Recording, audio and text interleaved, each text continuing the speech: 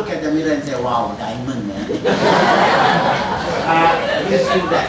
Okay? Now, 5-point prostration. For the life of me, I was wondering what this 5-point prostration was. So I said, figured out, say 1, 2, 3, 4. Where's the 5th point? Again count, 1, 2, 3, 4. Where's the 5th point? Until I read, no, it's not that at all. It's 1, 3, and 5. The 2 limbs, the 2 arms, and the head. So that's how you do the 5-point prostration. Okay? Long time ago, somebody was very angry when he said you have to prostrate. It was newcomer to Buddhism. He said, why do I have to do it? You know, I'm a human being. Why must I bend down like that? Yes, Your Majesty. No, Your Majesty. Tell us how low to go, Your Majesty. Okay, right. Those who will laugh, we know your age. Okay, the young ones are wondering what we're talking about. Okay, right. Anyway, so why do I do it? You don't have to do it. But why do you do it? Let's begin first. Why do you put your hands like this? The Buddha really does not care if you chose to do that. We are out from it. It really doesn't. But why do we do this? There's a beautiful meaning to it. You see, in the past, thousands of years ago, when people go to war, they catch the soldier, the defeated soldier, tie up his hands and bring him before the king. Meaning he is totally defenseless. He cannot hold anything. So he is defenseless. He is harmless. But that is by force. When you approach the Buddha with this Anjali Mudra, this is called the Anjali. When you voluntarily put your hands together. Therefore, you are putting your body into a harmless posture. So that's why we put the hands like this. Okay? Then we do the 5-point prostration. With your entire body, you humble. You don't humiliate yourself. You humble yourself in front of the Buddha. The Buddha does not care, by the way. The Buddha is not there. It is you killing your ego. And when you do that, with the understanding why you are doing it, you are not doing it for the Buddha's benefit, you are doing it for your benefit. You become a humble person. Alright? And that makes you a beautiful person. Yeah? Alright? Then, significance of the image. I kept saying we don't pray to the Buddha. But why is the image here? First of all, of course, it's the calmest of all religious images. Okay? But it also reminds your daily Buddhist practice, your duty, how to conduct yourself every day. What we say is an image is not an image at all. It is 3 parts of the Noble Eightfold Path. Sila, Samadhi, Panya. Now you see, it's a triangle. And the base is what supports the whole structure. Now, your life has to be supported with physical discipline. Sila. No killing, no stealing, no whatever. Yeah? Now, so the no killing, no stealing, whatever, that is the Sila. But every religion teaches Sila. No big deal.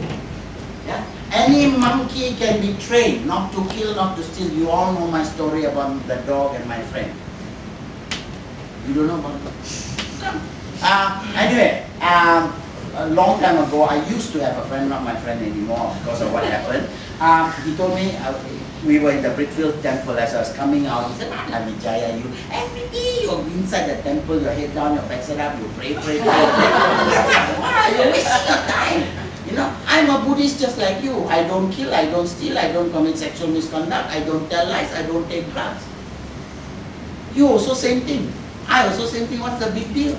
But you waste your time here, I'm making money outside. Now, once in a while I come. But in my heart, I am a Buddhist. I don't kill, I don't steal, I don't commit sexual misconduct, I don't tell lies, and I don't take drugs. So is my dog. My dog doesn't kill. My dog doesn't steal. Right? Okay, that's one way. All right. He's a dog lah. Okay. My dog does not tell lies. And when did you last see my dog smoking cigarettes? So what's the difference between you and a dog? You are manusya. Manusya means mind which can be developed. Alright?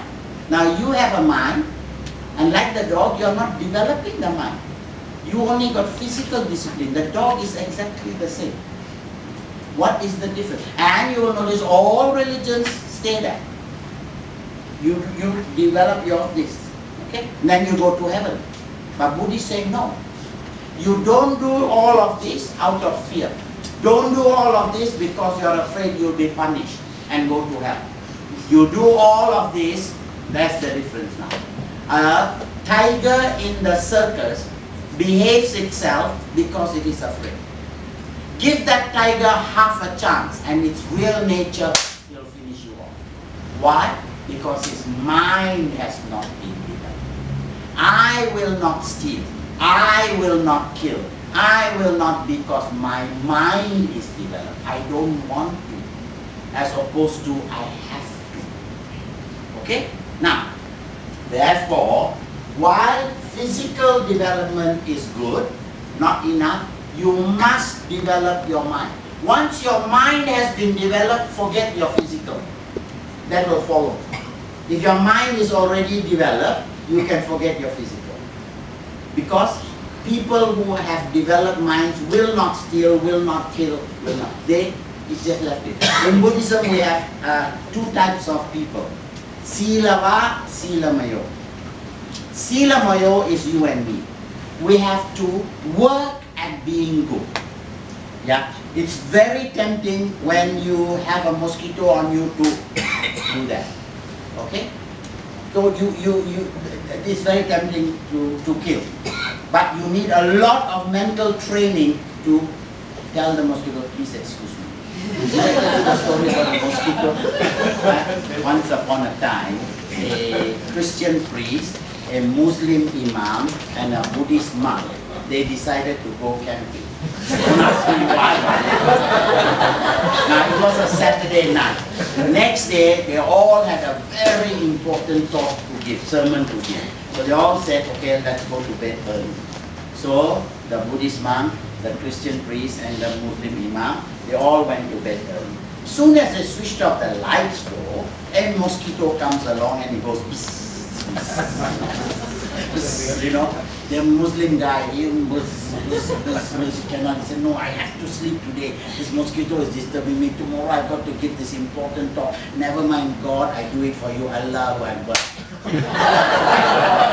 Then comes the guy, the Christian guy also saying, Lord be praised. Now Buddhist guys, Buddhist finally cannot run anymore. Catches the mosquito. Catches the mosquito and listen, the mosquito is going there. Bzz, bzz, bzz, bzz, bzz. He knows he can't kill the mosquito. So what does he do? He says, rock-a-bye, baby.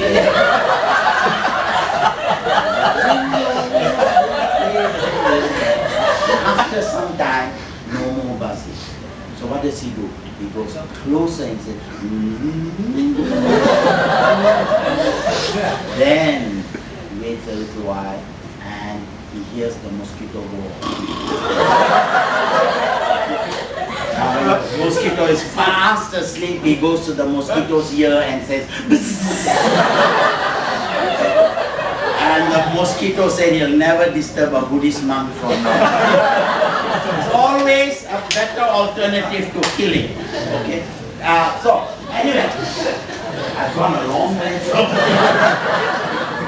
okay. Charita, Varita, and Sila and Samadhi. Sila and Samadhi. Samadhi is mental culture. If your mind is being cultured, and I talked about Silava, Silamayo. Silamayo, us, we found that's where we went off tangent, okay? Where we have to work at being good.